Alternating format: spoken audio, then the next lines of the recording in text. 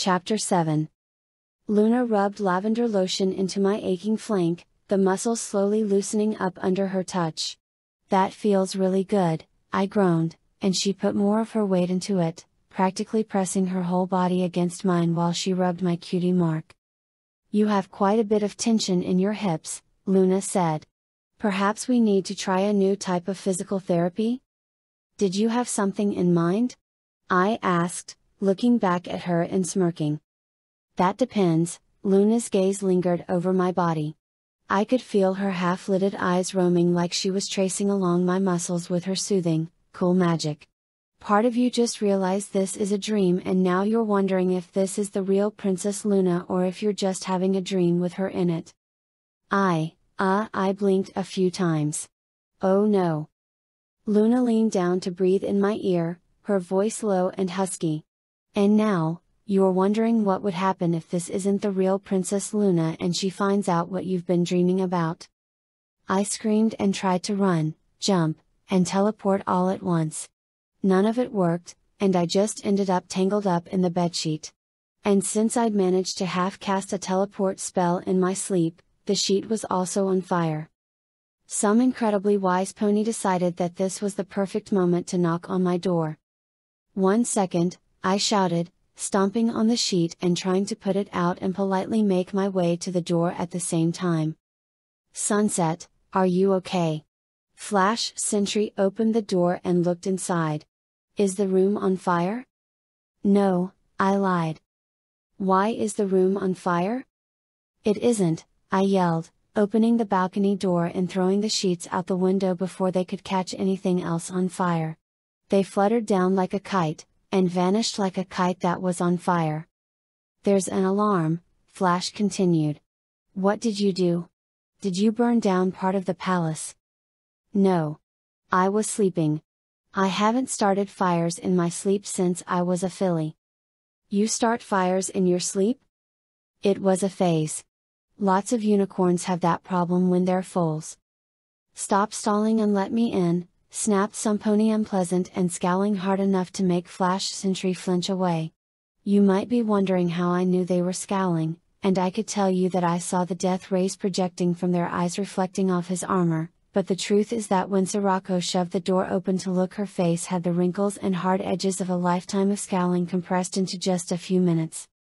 That said, even the fact her face was carved out of disapproving granite didn't mean she didn't also look surprised to see me. "You're here," she said. She sounded like she'd missed a step in a dance. "Yes?" I said, just as confused but probably for different reasons. "Where else would I be?" "Your guard was outside of the princess's room. When you weren't there, I assumed you'd escaped and caused the current catastrophe." She made an annoyed sound deep in her throat. "I suppose this is a rare instance where I happen to be wrong." I asked him to keep an eye on Princess Shahrazad. I yawned. It wasn't a real yawn, I just wanted to try and look casual. Like I hadn't just set the room on fire. "So what's this big disaster? A critical lack of coffee?" "The dead are rising from their graves," Sirocco said. "The dead are..." I started, hesitating. I couldn't have heard her right. "Rising. From their graves." Sirocco narrowed her eyes. "And you had nothing to do with it. Interesting. How is that even possible? Is there a necromancer?" I started pacing, trying to think. It was strictly illegal to create undead abominations in Equestria, so I'd naturally only tried it once or twice before deciding having a spooky half-rotten servant as smart as your average dog wasn't worth going to prison if I got caught. "One would assume so," Sirocco agreed. "Okay," I muttered, walking in circles. "Did they bring them back all at once? Maybe they just did a few at a time and hid them until they were ready. There are enough basements and empty buildings to hide a dozen armies here."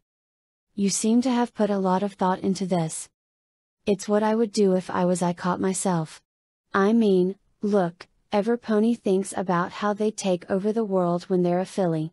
It's normal."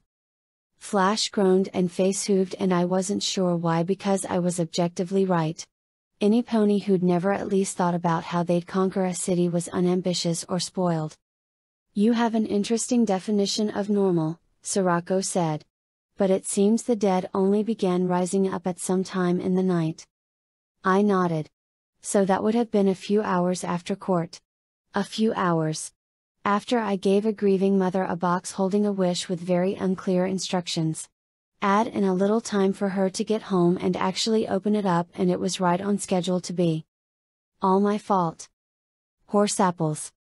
You know, I should help out, I said, starting to sweat. It wasn't because of the heat.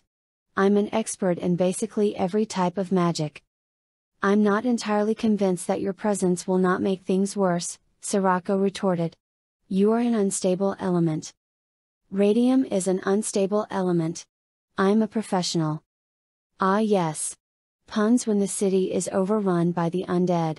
I can see why Princess Celestia made you her student. Purely for humor. That's a weird way to say oh Sunset, you're so well educated, I'd love to have you along so you can solve this magical problem. The Heretic Order is fully capable of dealing with this, Sirocco countered. Hear me out, you want to keep an eye on me. I want to make sure you don't go around murdering ponies. It'll work out better for both of us if we don't fight about this. I could practically see the gears turning in Sirocco's head while she tried to work out how I was scamming her. She was the kind of naturally suspicious pony that I probably should have been with all the untrustworthy types surrounding me. If I had to deal with ponies like Arch or whatever was going on with the royal family as a career, I could see myself turning into a cautious, suspicious mare like her. Fine, she said. Speaking in my official capacity, I am pleased to have a professional to assist with the current crisis, especially one from our allies in Equestria. And unofficially. She turned and walked out. You don't want to know. We're going to be working together, if briefly. I'd prefer not to be rude. When you told me about hordes of the shambling dead, this isn't really what I pictured, I said, looking past the suspiciously well-constructed barricades to the animated corpses beyond. I wasn't exactly an expert in necromancy, but I knew the basics. Generally speaking, a corpse was a house with nobody home. A train with no conductor. If it's left alone, it's harmless. Necromancy is the art of shoving something in there to make things work. The most common type of undead were zombies. That was sort of a wide group, since there were a ton of variation in zombies, but the thread they had in common was that they were a total failure. The body would rot, they weren't smart enough to do anything useful, and there was nothing remaining of the pony they used to be. If you messed up making some more advanced form of the undead, that's what you got. A lot of them were so badly made they'd collapse on their own after a few hours. Now the big thing about zombies is that they don't spread. They're not a plague. They're just kind of sad. If there was a necromancer strong enough to make an entire army of the stupid things, they had to have enough talent to do something better with their time. How do we destroy them? Sirocco asked. She was probably only asking me because she thought I was some dark force of evil with special insight, but considering I'd been thinking about necrobiology for a while in silence, maybe she wasn't too far off. They're not making any kind of coordinated effort, I said. They're not even doing anything. That wasn't entirely true. They were milling around and it looked aimless at first, but if you watched them for a while it was almost like a crowded marketplace or a festival in slow motion. Some of them were talking to each other in grunts and growls. I swear a couple of them were trying to dance. A few were miming taking drinks from unseen bottles and eating invisible food. They're causing a panic, Sirocco said. Even if they're not hurting any pony right now, it's going to cause a riot if nothing is done. They're already barricaded off. Celestia always told me that you need to examine a problem instead of just jumping into it. I'd never listened, but she definitely said it a few times. So you know it will end here? Sirocco pressed. You know that they will not suddenly become violent? You're sure that they pose no threat? You are absolutely certain that by tomorrow whatever is causing this will not spill out over the whole city? Well, no, I admitted. I don't know any of that. I am responsible to the living, not the dead, Sirocco said. Again, How do we destroy them? I sighed and rubbed my face. The easiest way is to destroy the heart or head, I said. Fire would work, but they're in the middle of the city. I've had way too many ponies yell at me about how many fires I cause. If they get set on fire and then start running around because we find the last little bit of awareness they've got in them, we could have dozens of moving bonfires spreading the flames everywhere. Noted, Sirocco said, with a nod. She raised a hoof and one of her ponies put a crossbow in her hoof. She took careful aim with a weapon clearly designed for a unicorn to manipulate with magic and fired. The steel bolt slammed into a zombie's chest and the zombie didn't even seem to notice. You have to hit the heart, I explained. It's not an easy shot. A pony's heart is sort of. I hit the heart, Sirocco said. It's a tiny target. I have had a considerable amount of practice, she said. She lowered the crossbow and I would have offered to recharge it for her, but she drew the steel wire back by hoof with seemingly no effort. Not going to lie, that was a little scary. She fired again, and hit the same zombie, this time putting the bolt through its rotting gourd of a head. The zombie turned slightly and clumsily swatted at its own face like it was trying to get rid of an annoying fly. Frustratingly, it didn't die. That doesn't make any sense, I said. The seat of the animus has to be in the head or heart. That's just how zombies work. Unless what? Sirocco asked, passing the crossbow back to her soldier. Well, zombies aren't the only type of undead. They're just the most common, and if you have some kind of big magic accident they're what you get basically 100% of the time. I motioned to the shamblers. There are a couple types of undead that look like zombies but aren't the same. Such as?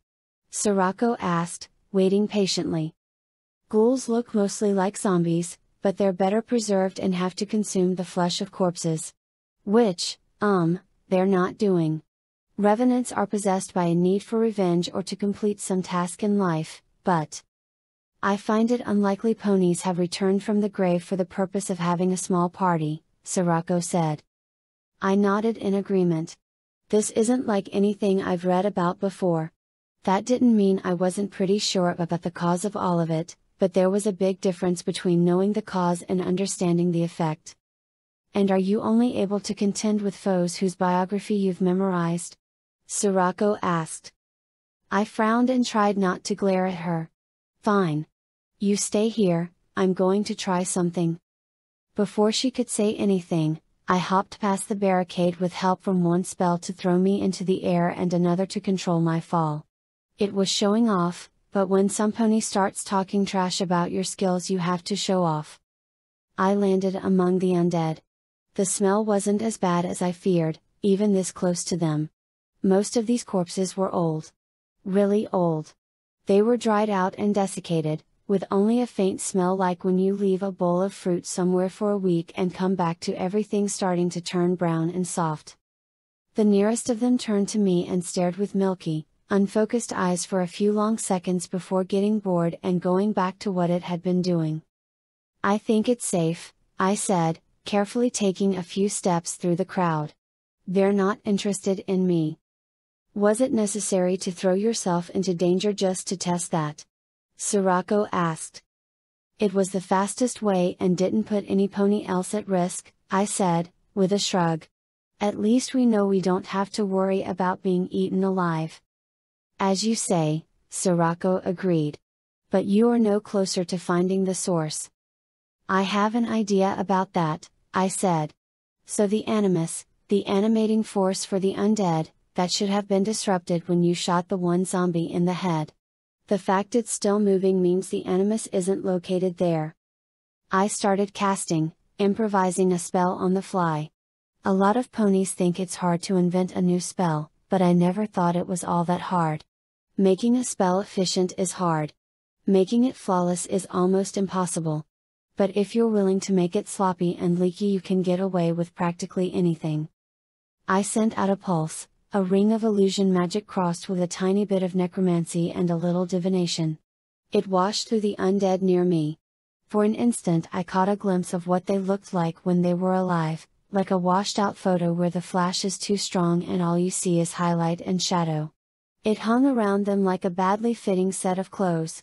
It faded, but a trace was left in the air, a twist like cobwebs leading away from the horde. "What's that?" Sirocco asked. "I cast a spell to trace the animating force," I explained. "It's external to them. We can follow the strings to figure out where they're coming from." "Ah! Now that, I understand." Sirocco jumped over the barricade easily. "I will go with you. The rest of the order will continue maintaining the blockade to ensure none of them escape." "Right," I said. "It'll be safer if it's only the two of us. Trying to move an army through might. Well, I don't know what it would make them do, and that's probably dangerous enough." Sirocco looked up. "Your spell has already ended." I cast it again, making everything visible. The web of connections left hanging over us only lasted a few seconds. "Looks like we'll have to recast every once in a while to get our bearings," I said. "Let's pick one of them and see where the thread goes." Sirocco glanced around and pointed at the one she'd shot, a stallion with a faded blue coat drawn tight around his bones. I cast the spell and tried to focus on just the stream coming out of him like he was a fish hooked on a line. A tweak to the way I cast the spell and that single thread lasted longer than the rest. "Excellent," Sirocco said. "You are indeed an asset, Miss Shimmer. I think we can." I hesitated, then gently pushed the moving corpse. It was able to walk, stumbling with the dazed obliviousness of a particularly dull animal. "If we lead it along like this we can make sure we don't lose the trail." Sirocco nodded and followed me as we traced the winding line through the streets until it went inside a building. I hesitated at the doorstep. "This isn't a morgue or anything, right?" I asked. Sirocco shook her head and I pushed the door open from a safe distance, just in case something jumped out with a mouth full of sharp teeth. Instead, inside was just soft light and quiet. I swallowed and walked in. There were candles around the room that had been allowed to burn for a long time, some of them already out and the rest running low. The thin trace of magic was faint now, but I could still see where it was leading. There was a mare collapsed in her bed, sweating and feverish. "Look at this," I whispered. "Is she the necromancer?" Sirocco asked. I stepped between them just in case her life was on the line depending on how I answered. "She's a victim," I said. "Her magic and her life force are being used to animate one of those corpses." "Hostages, then?" Sirocco asked. "What happens if the monster is destroyed?" "It would probably stop the drain on her, but I'm not sure how to actually destroy them." "You mentioned fire, yes?"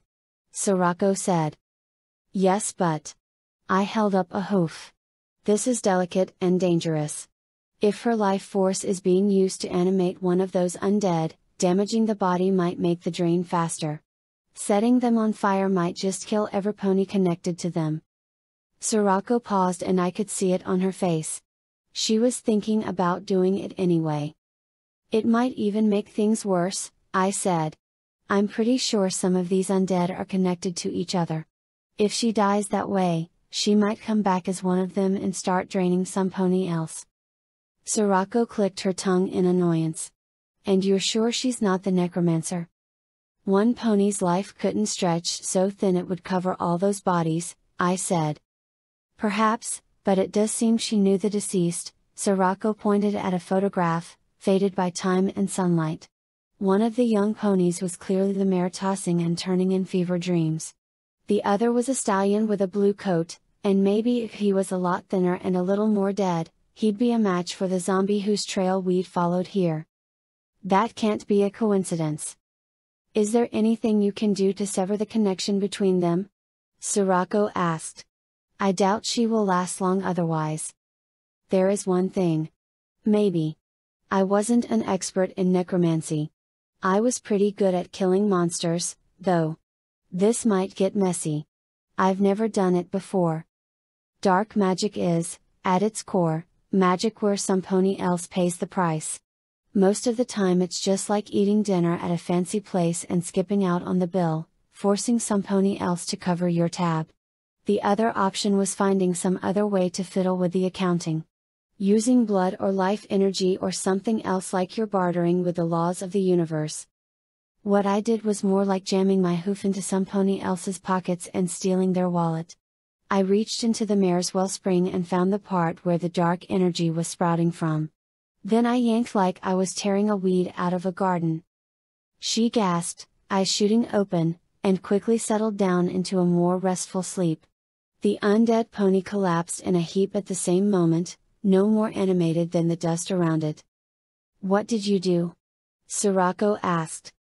I was suddenly aware I'd just done something that was technically dark magic right in front of a pony that I was absolutely sure would kill a pony for using dark magic.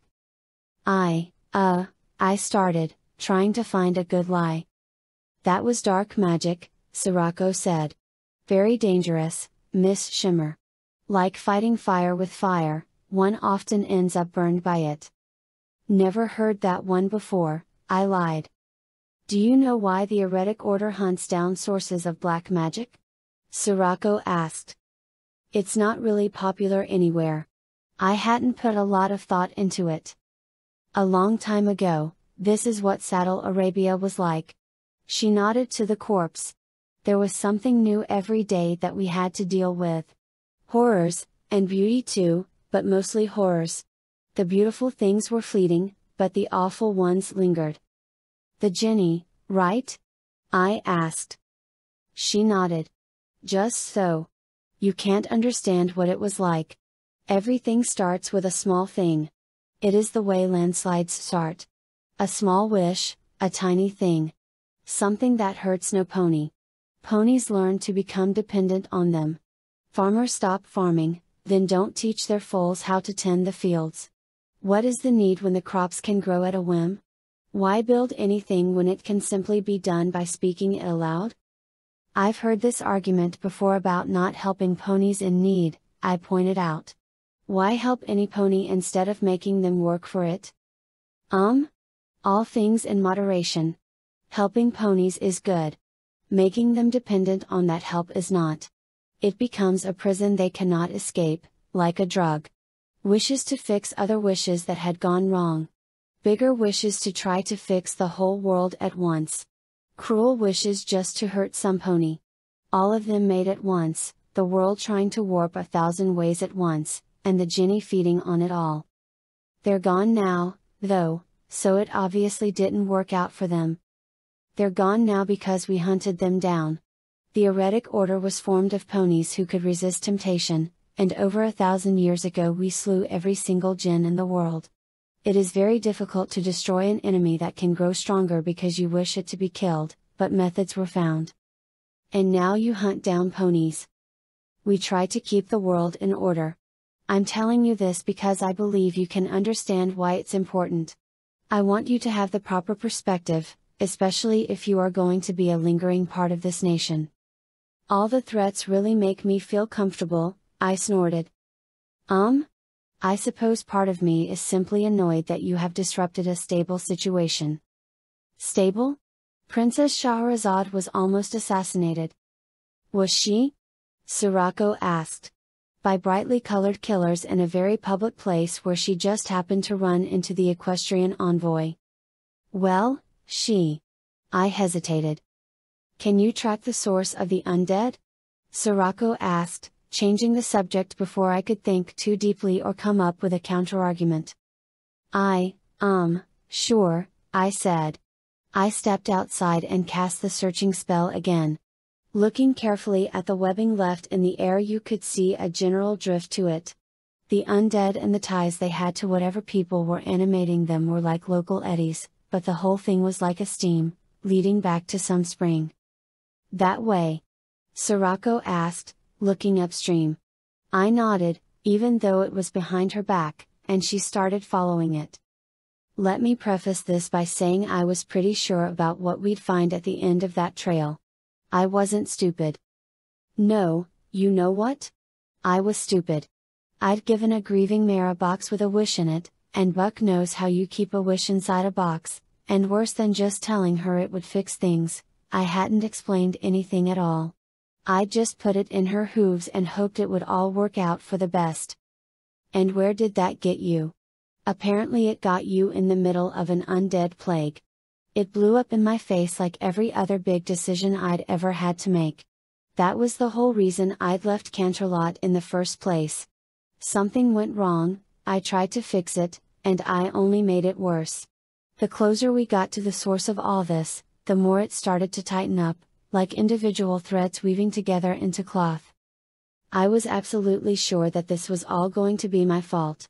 If I didn't have Sirocco breathing down my neck, I'd feel a lot better about my chances of solving it. I was starting to think she wasn't as bad as I'd feared, but I'd thought that about some of Fluttershy's animals immediately before that had decided to sink their fangs into me. And now I was thinking about the ponies I'd hurt just when I didn't need a distraction. It isn't the sort of place I would expect a necromancer to linger, Sirocco said, stopping outside of one of the many nearly identical buildings of the city. Or perhaps it is. She stepped to the side of the entrance. Fresh flowers were strewn in loose bundles to either side of the door. What is it? It's a home, but these flowers usually mean a funeral, Sirocco said. She held one up to look at it more closely, then tossed it aside. You go first. That was a surprise. Me? If there is a necromancer inside, they will respond better to some pony like you intruding on them. Perhaps you can convince them you want to help with their work, She smiled slightly. You are dressed the part for a funeral, at least. Black as well, it is appropriate, I admitted, tugging my cloak tighter. I'll give you a few minutes. Or until you scream. She shrugged and stepped to the side of the doorway, trampling on the offerings ponies had left there. I walked in and tried to look as confident as I didn't feel. I wasn't alone. Once I pushed past the curtain over the empty doorway, dozens of blank eyes turned to look at me. They were sitting quietly in rows, like some pony had gone to the graveyard and dug up their extended family for a reunion. Traces of that dark magic flowed between all of them and up to the front of the room. A small altar had been constructed there, probably some pony's kitchen table, and two ponies were there, one of them speaking in low tones and the other. Well, the other was a foal. Had been a foal. It looked just a little more alive than the other corpses. From this distance, I could almost convince myself that it was still a pony and not just a puppet. It looked at me and got the other pony's attention. Just like I thought, it was the mother I'd seen at the palace. The one I'd tried to help. I wished for him to come back, the mayor said. It's a miracle. He's still sick, but he's back with me. Can you believe it? She turned with a smile full of joy and eyes glowing with madness and motion to the lifeless crowd. The whole family came over and they're feeling a little under the weather, but we're all together again. You need to let him go, I said, quietly. It felt like I was interrupting something, but it wasn't like she was even on the same planet as the rest of us at this point. Whatever had happened, it had taken its toll on her mind. He's not your foal anymore. No, she hissed, getting between me and her son. I won't let you hurt him. He's hurting you, I said. Please. Look at everything that's happened, a lot of ponies are suffering because of this. I'm sorry. I won't let him be taken away again, she whispered. Can't you see? Every pony's family is coming back. I cast a quick spell, just to make sure I was right. She was at the center of it all, like the eye in a storm. She'd brought her son back, and the spell had started feeding on other ponies. Their wishes to see their own lost loves had strengthened the spell. It was just like what Sirocco had described, chaos growing from the hunger of ponies wanting the world to change. But why weren't we affected? I mumbled. None of the ponies you care about are dead, the mother said. I can feel it. Every pony you love is still alive. You're so lucky, but we aren't. This is our only chance to see them again. Can't you see how many ponies are dying because of you? I groaned. Don't bother trying to explain it, Sirocco said, marching inside and giving the ranks of the undead a displeased stare. She's not listening to reason. They never do, not when they're this far gone. No, I know you. The mother gasped. You're that pony who goes around taking away innocent mares and stallions. Sometimes, yes, the innocent get caught up in it, Sirocco said. Is she the caster, Miss Shimmer? Yeah, but give me a while. I'm still trying to figure out how to dispel the magic.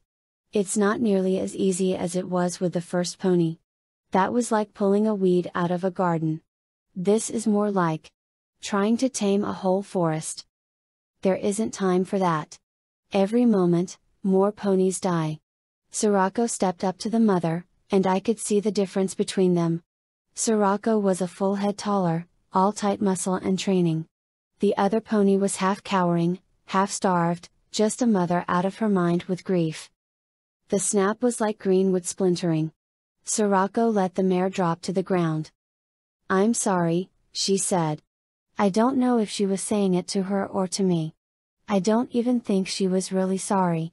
She was apologizing out of habit, not because she cared. You? We will clean up the rest, Sirocco said. She walked back to the door, over what had been undead and were now just corpses, the last vestiges of the animating force leaving them. Go back to the palace, Sunset Shimmer, and whatever comforts you can find there. She walked through the curtain, leaving me alone in a room full of bodies. I hadn't seen it before, but on the makeshift altar next to the full still form was a silver box. I couldn't help myself. I picked it up and opened it. Inside was a tangle of wire growing from the walls of the box itself, a dream catcher that could only have been shaped by magic. There was an empty space inside it, like it had been holding something whose shape seemed different every time I looked, like it couldn't settle into one form even after being gone. I shut the lid and shoved it in my saddlebags and managed to get to the door before I threw up. It wasn't a good start to the day, but it was only a prelude to how bad things were going to get.